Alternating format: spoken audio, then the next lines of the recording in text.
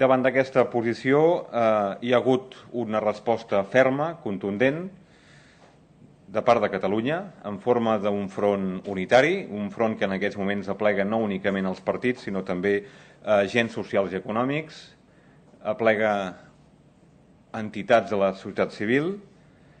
i, sobretot, s'ha obert una escletxa que no es pot menystenir en cap cas en les mateixes files socialistes, amb una amenaça velada de que els diputats del PSC acabin no donant suport als pressupostos. Fins i tot avui hem hagut de sentir retrets mutus entre el conseller Castells i el propi ministre Solbes amb apel·lacions recíproques a la responsabilitat. Per tant, estem en un escenari de molta tensió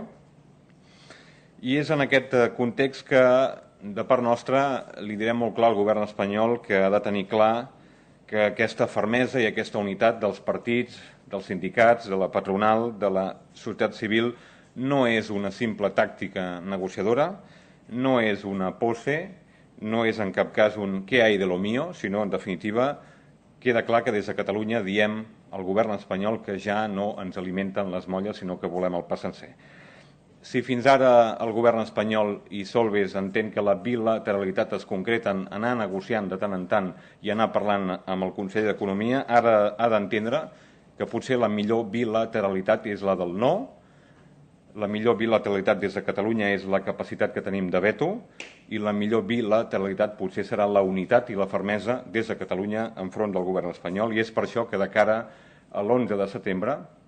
convidem a tots els partits catalans, al conjunt d'agents socials i econòmics i a la societat civil a sortir al carrer, a mobilitzar-nos, a fer una cosa que fa molts anys que no passa en aquest país. Probablement ens hauríem de remuntar a l'època de la transició per sortir al carrer, i el motiu s'ho val. I el motiu és la defensa d'un model de finançament just i equitatiu per Catalunya, pel conjunt dels països catalans en aquests pròxims anys. Avui mateix, per tant, adreçarem una carta a tots aquests partits, a totes les entitats més representatives, sindicats, patronals, convidant-los a mantenir reunions a finals del mes d'agost i a primers de setembre per tal de convocar de manera unitària aquest 11 de setembre d'enguany sota un lema, sota un eslògan que molt bé podria ser tots junts o units al voltant del finançament de Catalunya.